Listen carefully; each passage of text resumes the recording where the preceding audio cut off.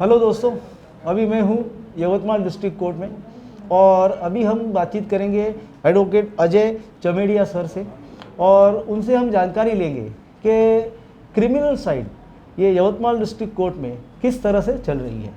तो अजय सर, पहले तो आपका बहुत बहुत धन्यवाद कि बिज़ी डे, वर्किंग डे, उसमें आपने समय दिया, उसके लिए पहले तो आपका बहुत बहुत धन्यवाद। आपका भी धन्यवाद।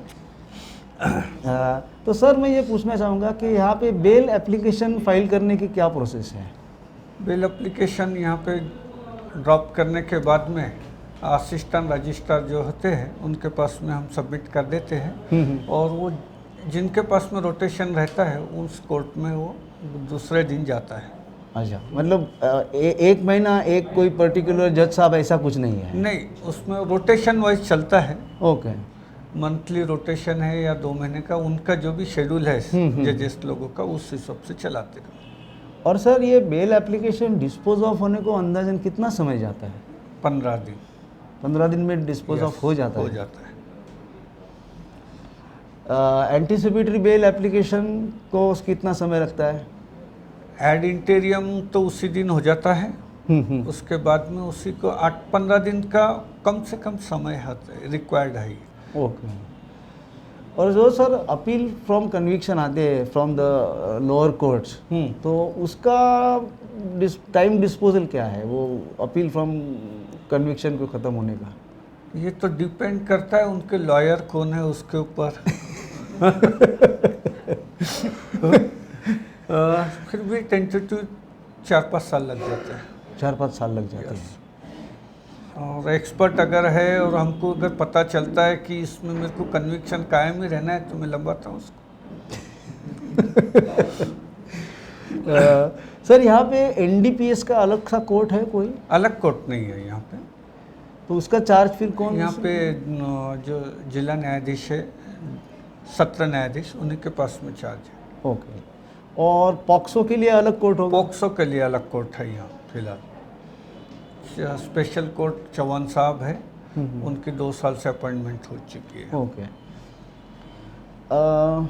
सर, ये सेशन कोर्ट के जो केसेस है, ट्राइबल बाय सेशंस कह रहा हूँ मैं, उसको डिस्पोजल ऑफ होने को अंदाजन कितना समय लगता है यहाँ में?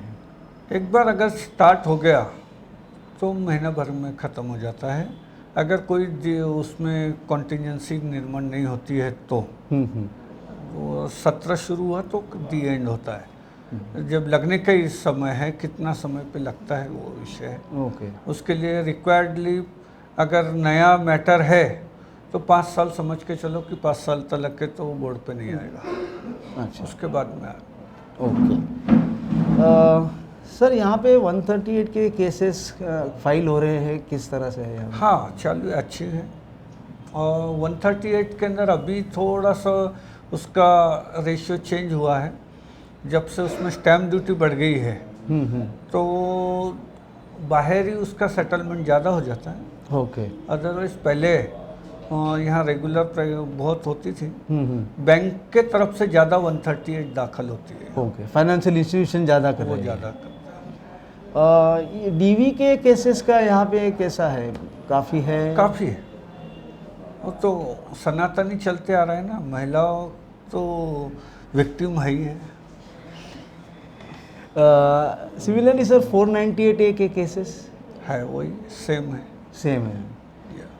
एंटी करप्शन के केसेस हैं? एंटी करप्शन तो है ना, वो भी कहाँ, वो तो ऐसा तो है नहीं कि यहाँ के लोगों को करप्शन नहीं करेंगे वहीं के करते हैं। ऐसा तो मानव समाज एक जैसा है हर जगह।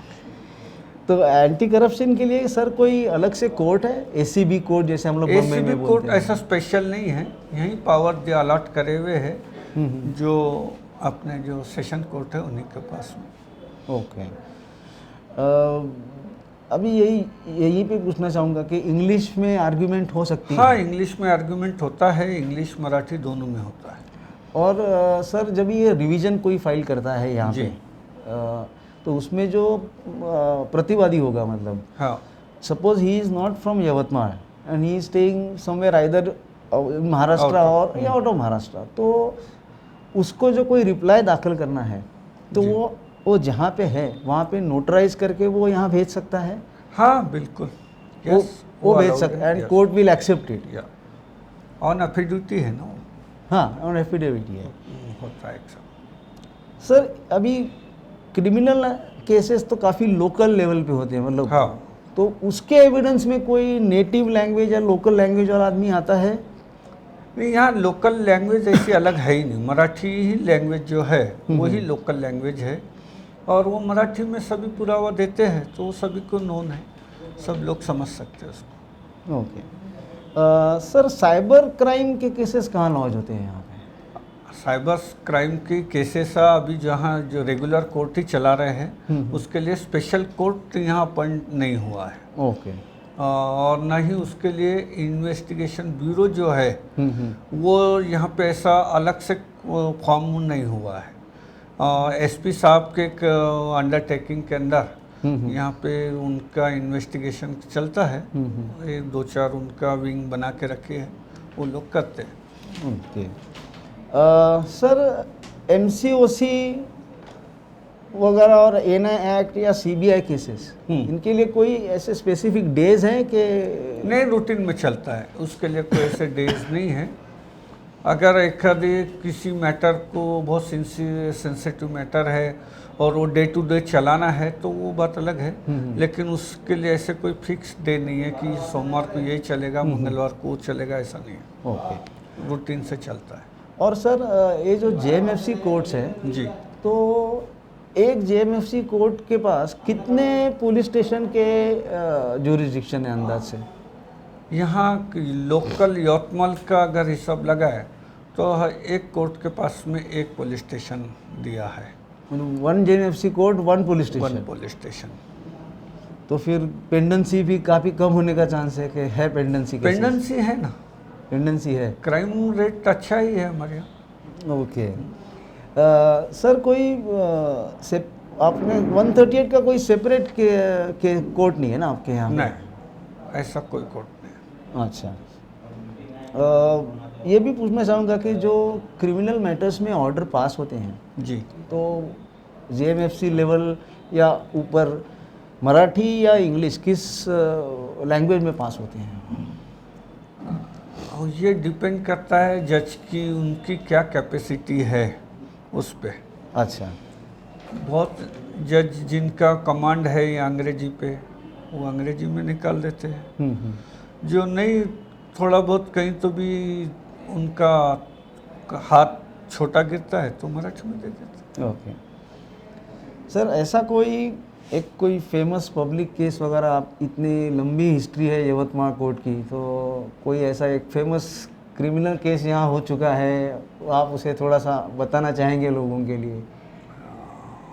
ऐसे तो बहुत केसेस है, लेकिन एक रानी अमरावती करके यहाँ से गांव है 25 किलोमीटर यवतमाल से, वहाँ का एक मर्डर केस है 1982 में हुआ था। ओके। डबल मर्डर केस था। महाशिवरात्रि के दिन रानी अमरावती एक गांव, उस गांव में एक महादेव जी का मंदिर है। उस मंदिर के व्यवस्थापन के ऊपर से लेकर के गांव के दो गुट का झगड़ा हुआ आपस में। उसमें 2 व्यक्ति की मर्डर ऑन स्पॉट है और 2 व्यक्ति उसमें 307 के इंजर्ड है। और ग्रुप राइवलरी की बहुत रिनाउंड केस है। उसके अंदर स्पेशल प्रोसिक्यूटर बोल करके मनोहर साहब आए थे यहाँ पे और काउंटर केस चली। एक व्यक्ति इधर से मरे, एक व्यक्ति उधर का मरा था। तो दोनों ग्रुप ने अपनी अपनी ओर से रिपोर्ट दर्ज कराया था। उसके अंदर स्पेशल प्रोसिक्यूटर बोल करके मनोहर साहब ने एक केस में जहाँ सरकार की बाजू रखी तो उसकी काउंटर केस बोल करके उन्होंने डिफेंस में चलाया। और इसी जो राइवल ग्रुप था उसके अंदर जो डिफेंस काउंसिल थे वो हमारे दादाजी थे, काका साहब चमेड़िया के नाम से उनको जाना जाता है। उन्होंने डिफेंस काउंसिल एक ग्रुप के लिए चलाया और दूसरे काउंटर केस में स्टेट के तरफ से उसमें अपीयर हुए। बहुत रिनाउंड केस है और पूरे महाराष्ट्र भर में गाजी हुई केस है। उसके अंदर 14 साल की उम्र कैद ये दोनों ग्रुप के लोगों को हुए हैं, बहुत चली। और जाम यानी मील का पत्थर बोले जाती है वो केस क्रॉस के नाहर तलक के। ओके। तो अजय सर आपका बहुत बहुत धन्यवाद। वैसे आपसे बात करके मेरे हिसाब से कई घंटों तक कुछ नए नए केस हम सुन सकते हैं। जी जी बट फिर भी आपका भी समय ज़्यादा नहीं ले रहा हूँ, और वर्किंग डे में आपने हमें थोड़ा वक्त दिया, उसके लिए आपका बहुत बहुत धन्यवाद।